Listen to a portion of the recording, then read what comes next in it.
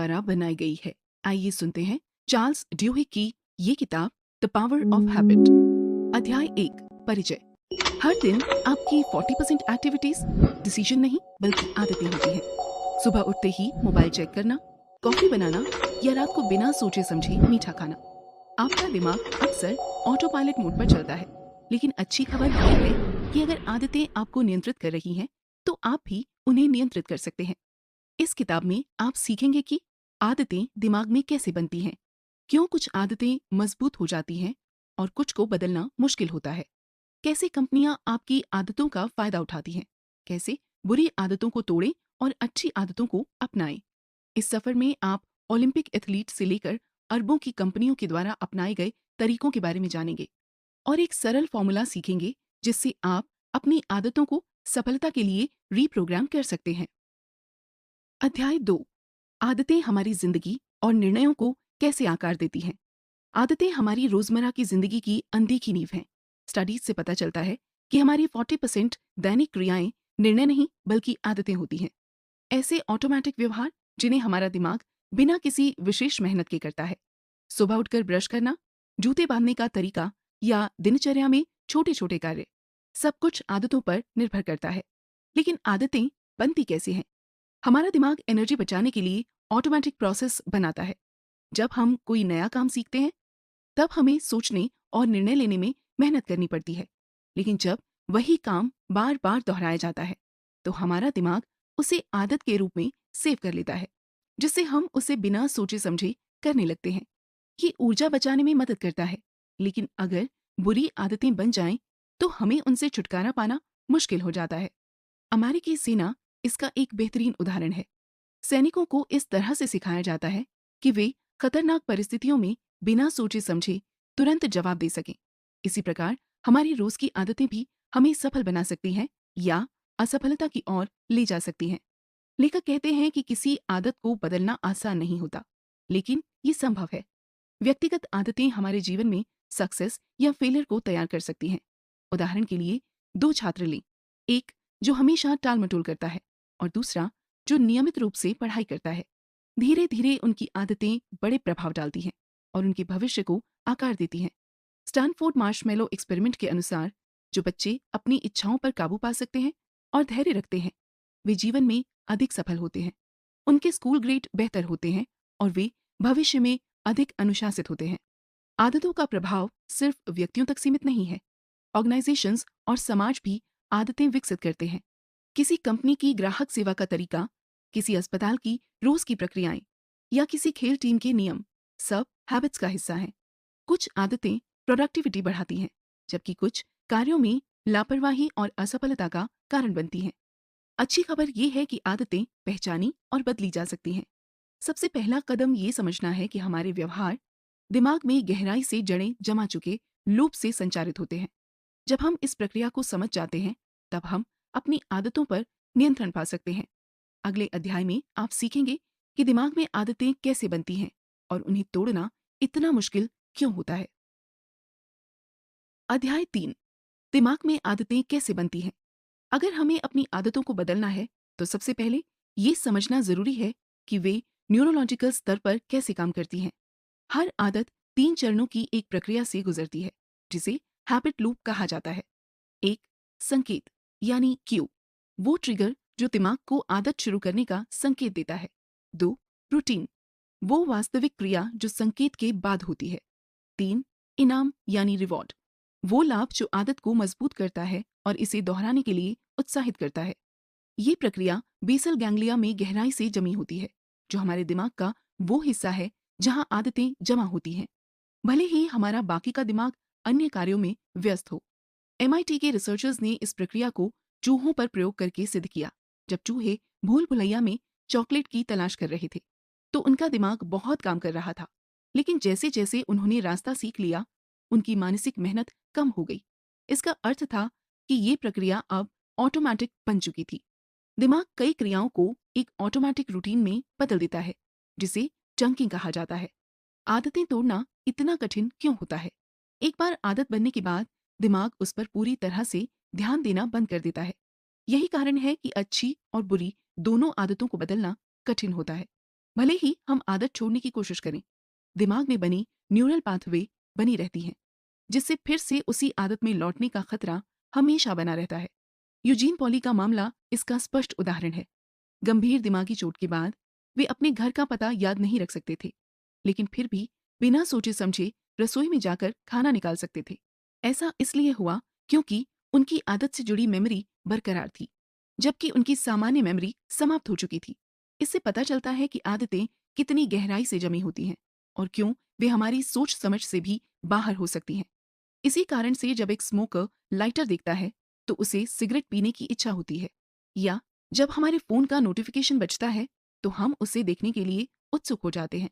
लालसा आदतों को गहराई से जड़ें जमाने में मदद करती है और उन्हें और भी प्रभावी बना देती है। अगले अध्याय में आप सीखेंगे कि लालसा यानी क्रेविंग आदतों को कैसे मजबूत करती है और कंपनियां इसका उपयोग हमारे व्यवहार को प्रभावित करने के लिए कैसे करती हैं। अध्याय 4, लालसा आदतों को मजबूत बनाने वाली शक्ति। लालसा यानी क्रेविंग वो छुपी हुई शक्ति है जो आदतों को बेहद प्रभावी बनाती है। अगर लालसा ना हो तो आदतें इतनी शक्तिशाली नहीं होती और उन्हें बदलना आसान हो जाता है। ये इसलिए होता है क्योंकि लालसा अपेक्षा यानी एंटिसिपेशन उत्पन्न करती है।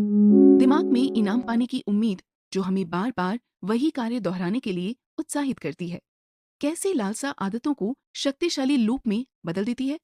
1990 के दशक में न्यूरोसाइंटिस्ट वोल्फ्राम शुल्ज ने बंदरों पर एक प्रयोग किया ताकि ये समझा जा सके कि आदतें कैसे बनती हैं। इस प्रयोग में एक जूलियो नामक बंदर को ये सिखाया गया कि जब भी स्क्रीन पर एक विशेष आकृति दिखाई दे तो वो एक लीवर खींचे।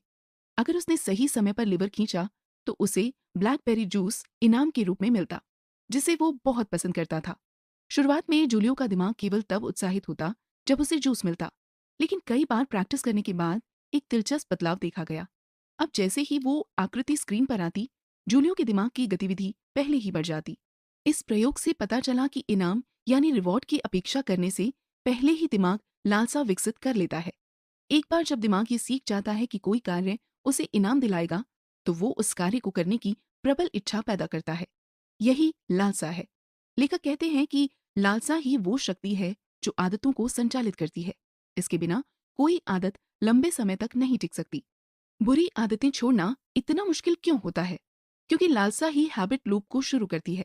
इसलिए बुरी आदतों से छुटकारा पाना बेहद कठिन हो सकता है। उदाहरण के लिए, धूम्रपान करने वाले व्यक्ति को सिगरेट पीने की तीव्र इच्छा तब हो सकती है जब वो सिगरेट का पैकेट देखता है, तंबाकू की गंध महसूस करता है या खाना खत्म करता है, क्योंकि उसका दिमाग इन संकेतों को सिगरेट पीने के सुखद एहसास से जोड़ चुका होता है। यही प्रक्रिया जंक फूड के लिए भी काम करती है। यदि कोई व्यक्ति हर दिन दोपहर में कुकीज खाता है, तो उसका दिमाग पहले से ही उस शक्कर के स्वाद की अपेक्षा करने लगता है। भले ही वो कुकी न खाने का निर्णय ले, फिर भी उसका दिमाग उसी समय उस मीठे इनाम के लिए लालसा महसूस करेगा। कंपनियां लालसा का उपयोग कैसे करती हैं? व्यवसायों ने आदतों को मजबूत करने के लिए लालसा का उपयोग करना अच्छी तरह सीख लिया है।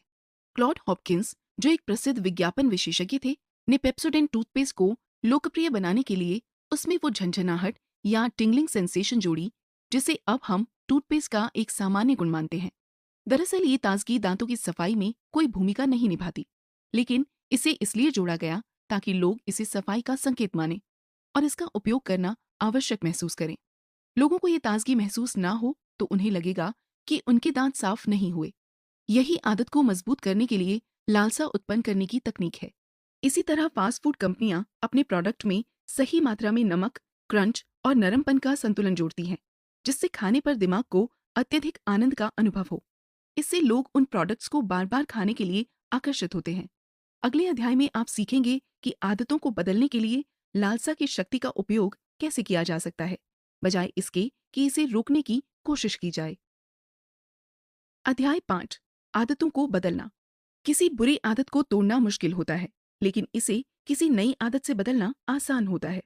आदत परिवर्तन का तरीका ये है कि लालसा यानी क्रेविंग से लड़ने के बजाय इसे एक नए रूटीन की ओर मोड़ा जाए, जबकि संकेत यानी क्यू और इनाम यानी रिवॉर्ड वही रखा जाए। इसे आदत परिवर्तन का गोल्डन रूल कहा जाता है। कैसे काम करता है आदत बदलना? धूम्रपान छोड़ चुके लोगों पर किए गए स्टडीज से पता चलता है कि जो लोग सफलतापूर्वक धूम्रपान छोड़ते हैं, वे इसे बस बंद नहीं करते, बल्कि वे इसे किसी दूसरी आदत से बदल देते हैं। कुछ लोग च्युइंगम चबाते हैं, कुछ व्यायाम करते हैं और कुछ गहरी सांस लेते हैं जब उन्हें सिगरेट पीने की इच्छा होती है। रिसर्चेस से पता चलता है कि शराबी सिर्फ नशे के लिए नहीं पीते, बल्कि वे आराम और सामाजिक संपर्क की लालसा रखते हैं, जो शराब पीने से मिलता है। एए नामक शराब छुड़ाने वाला ग्रुप इस रूटीन को बदलकर मीटिंग्स, मेंटरशिप और ग्रुप सपोर्ट प्रदान करता है, जो उसी लालसा को एक नए तरीके से पूरा करता है। हालांकि सिर्फ आदत बदलना पर्याप्त नहीं होता। एक एए सदस्यों पर किए गए अध्ययन में पाया गया कि कई लोग लंबे समय तक शराब से दूर रहे, लेकिन जब वे किसी बड़ी प्रॉब्लम में आए, जैसे परिवार में किसी की मृत्यु या नौकरी छूटना, तो वे फिर से अपनी पुरानी आदतों में लौट आए। इसका मतलब ये है कि किसी भी आदत को स्थायी रूप से बदलने के लिए एक और महत्वपूर्ण चीज आवश्यक है, विश्वास। विश्वास धार्मिक होना जरूरी नहीं, लेकिन ये इतना मजबूत होना चाहिए कि जब आपका दिमाग पुराने पैटर्न में लौटने की कोशिश करे, तो ये उसे रोक सके। यही कारण है कि एए और इसी तरह के कार्यक्रम व्यक्तिगत विश्वास और सामुदायिक समर्थन पर जोर देते हैं। जब लोग ये मानने लगते हैं कि वे बदल सकते हैं और जब उनके आसपास ऐसे लोग होते हैं जो इस विश्वास को मजबूत करते हैं, तो उनकी सफलता की संभावना कई गुना बढ़ जाती है। अपनी आदत को बदलने की योजना कैसे बनाएं? यदि आप किसी आदत को बदलना चाहते हैं, तो इन स्टेप्स का पालन करें। 1. आदत लूप की पहचान करें। अपने संकेत यानी क्यू, रूटीन और इनाम यानी रिवॉर्ड को समझें। 2. एक नया रूटीन खोजें। ऐसा व्यवहार चुनें जो वही इनाम प्रदान करे। 3. चुनौतियों के लिए तैयारी करें। उन तनावपूर्ण परिस्थितियों को पहचानें जो आपको दोबारा पुरानी आदत में धकेल सकती हैं। 4. अपने विश्वास को मजबूत करें। एक सपोर्ट ग्रुप या व्यक्तिगत मोटिवेशन खोजें जो आपको बदलाव करने की शक्ति दे। आदत परिवर्तन केवल इच्छा शक्ति यानी विल पावर पर निर्भर नहीं करता, बल्कि ये उन गहरी प्रक्रियाओं को समझने और उनके अनुसार कार्य करने पर आधारित है जो हमारे व्यवहार को संचालित करती हैं। अगले अध्याय में आप सीखेंगे कि कैसे कीस्टोन आदतें छोटे छोटे बदलावों से बड़े स्तर पर प्रभाव डाल सकती हैं और लोगों में पॉजिटिव बदलाव ला सकती हैं। अध्याय 6, कीस्टोन आदतों और छोटे बदलावों की शक्ति। सभी आदतें समान नहीं होती। कुछ आदतें, जिन्हें कीस्टोन आदतें कहा जाता है, अन्य की तुलना में अधिक प्रभावशाली होती हैं, क्योंकि वे चेन रिएक्शन उत्पन्न करती हैं जो जीवन के कई क्षेत्रों को प्रभावित कर सकती हैं। सही कीस्टोन आदतों की पहचान और परिवर्तन करने से व्यक्तिगत और ऑर्गेनाइजेशन स्तर पर बड़ा बदलाव लाया जा सकता है। कीस्टोन आदतें क्या होती हैं? कीस्टोन आदतें वे व्यवहार हैं जो बदले जाने पर अन्य आदतों को भी पॉजिटिव तरीके से प्रभावित करती हैं। रिसर्च से पता चला है कि जब लोग एक भी अच्छी कीस्टोन आदत अपनाते हैं, जैसे कि नियमित रूप से व्यायाम करना या फूड जर्नल रखना, तो वे अन्य क्षेत्रों में भी अनएक्सपेक्टेड लाभ महसूस करते हैं, जैसे कि स्वस्थ आहार अपनाना, बेहतर नींद लेना और अधिक प्रोडक्टिव बनना। मोटापे और आदत परिवर्तन पर किए गए एक स्टडी में पाया गया कि जब लोगों को केवल 6 हफ्तों तक भोजन का रिकॉर्ड रखने के लिए कहा गया, बिना किसी डाइटिंग के निर्देश के, तो वे अपने आप ही बेहतर खाना खाने लगे। सिर्फ ये लिखने से कि वे क्या खा रहे हैं, उनकी खाने की आदतें स्वाभाविक रूप से अधिक संतुलित हो गई। इसी प्रकार ऑर्गेनाइजेशंस भी कीस्टोन आदतों का फायदा उठाती हैं। जब पॉल ओनील ने 1987 में अल्कोआ के सीईओ का पद संभाला, तो उन्होंने मुनाफे पर ध्यान देने के बजाय वर्कप्लेस सेफ्टी को प्राथमिकता दी। कर्मचारियों को किसी भी सुरक्षा जोखिम की रिपोर्ट तुरंत देने के लिए कहा गया। ये छोटा सा बदलाव अल्कोआ के पूरे कल्चर को बदलने में मददगार साबित हुआ, जिससे बेहतर कम्युनिकेशन, अधिक कुशलता और अंततः कंपनी के लाभ में भारी वृद्धि हुई। छोटे बदलाव यानी स्मॉल विंस क्यों महत्वपूर्ण होते हैं? बड़े बदलाव मुश्किल लग सकते हैं, लेकिन छोटे छोटे बदलाव आत्मविश्वास बढ़ाते हैं और बड़े स्तर पर बदलाव को संभव बनाते हैं। कीस्टोन आदतें लोगों को ये विश्वास दिलाने में मदद करती हैं कि बदलाव संभव है, जिससे उनके व्यवहार में पॉजिटिव बदलावों की लहर पैदा होती है। इसका एक बेहतरीन उदाहरण स्टैनफोर्ड मार्शमैलो प्रयोग यानी एक्सपेरिमेंट है। जिन बच्चों ने तुरंत एक मार्शमैलो खाने के बजाय थोड़ा इंतजार करके 2 मार्शमैलो लेने का निर्णय लिया, वे बड़े होकर बेहतर पढ़ाई, अधिक आत्मनियंत्रण और मानसिक धैर्य दिखाने में सक्षम रहे। ये दिखाता है कि इच्छा शक्ति भी एक कीस्टोन आदत है, जिसे अगर एक क्षेत्र में विकसित किया जाए, तो ये जीवन के कई अन्य क्षेत्रों में भी सुधार ला सकती है। कैसे पहचानें और विकसित करें कीस्टोन आदतें? 1. ऐसी आदतों की पहचान करें जो जीवन के कई पहलुओं को प्रभावित करती हैं, जैसे कि व्यायाम, दिनचर्या का प्लान बनाना, ध्यान करना। 2. छोटे स्तर से शुरुआत करें। एक बार में केवल एक कीस्टोन आदत पर ध्यान केंद्रित करने से निरंतरता बनी रहती है। 3. इनाम और ट्रैकिंग के माध्यम से आदत को मजबूत करें ताकि ये लंबे समय तक बनी रहे, चाहे व्यक्तिगत स्तर पर हो या किसी संगठन में। कीस्टोन आदतें सफलता की संस्कृति को जन्म देती हैं। अगले अध्याय में आप सीखेंगे कि कंपनियां और ऑर्गेनाइजेशंस उपभोक्ताओं के व्यवहार को प्रभावित करने और अधिक मुनाफा कमाने के लिए आदतों का उपयोग कैसे करते हैं। अध्याय 7, कैसे ऑर्गेनाइजेशंस और कंपनियां आदतों का उपयोग करती हैं।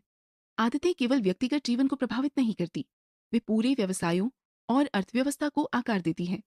कंपनियां और ऑर्गेनाइजेशंस ये सीख चुके हैं कि आदतों का उपयोग करके ग्राहकों के व्यवहार को कैसे प्रभावित किया जाए, बिक्री कैसे बढ़ाई जाए और ग्राहकों की लॉयल्टी को कैसे स्थायी बनाया जाए। यदि हम इन रणनीतियों को समझ लें तो हम बेहतर और जागरूक निर्णय ले सकते हैं, बजाय इसके कि हम अनजाने में मार्केटिंग की रणनीतियों का शिकार बने। कंपनियां हैबिट लूप को उपयोग करके ग्राहकों को बार बार अपने उत्पादों की ओर आकर्षित करती हैं। उनकी मुख्य रणनीति ये है कि वे ऐसे क्रेविंग्स उत्पन्न करें जिससे उनका प्रोडक्ट बदला ना जा सके। रिटेलर्स ग्राहकों की खरीदारी की आदतों को ट्रैक करते हैं ताकि वे भविष्य में उनकी खरीदारी की भविष्यवाणी कर सकें और उन्हें प्रभावित कर सकें। इसका सबसे प्रसिद्ध उदाहरण है टारगेट कंपनी का प्रेगनेंसी प्रोडक्शन एल्गोरिदम। टारगेट के डेटा वैज्ञानिकों ने एक खोज की कि गर्भवती महिलाएं नई खरीदारी की आदतें विकसित करती हैं। उन्होंने पाया कि यदि कोई महिला बिना सुगंध वाला लोशन यानी अनसेंटेड लोशन या प्रीनेटल विटामिन खरीद रही है तो वो संभवतः गर्भवती हो सकती है। टारगेट ने इन पैटर्न्स का उपयोग करके गर्भावस्था की भविष्यवाणी करनी शुरू कर दी। कई बार तो महिला के परिवार को उससे पहले ही पता लग जाता था। ये उदाहरण दिखाता है कि आदत ट्रैकिंग कितनी शक्तिशाली हो सकती है। कंपनियां केवल उपभोक्ता व्यवहार का जवाब नहीं दे रही, बल्कि वे इसे बदल भी रही हैं।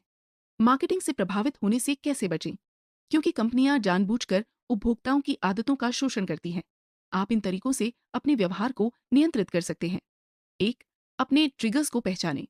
ये समझें कि कंपनियां कैसे विजुअल्स और सेंट्स का उपयोग करके लालसा उत्पन्न करती हैं। 2. खरीदारी करने से पहले रुकें।